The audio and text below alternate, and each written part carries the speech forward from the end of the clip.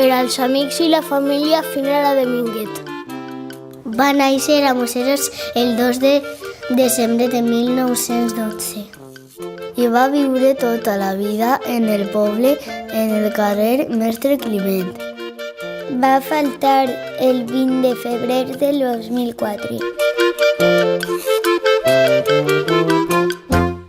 Va ser la primera mestra nascuda en Museros i es va dedicar tota la vida a aquesta professió.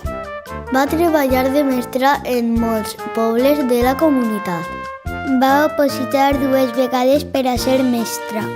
La primera durant la República i la segona després de la guerra. I les 2 vegades va aprovar.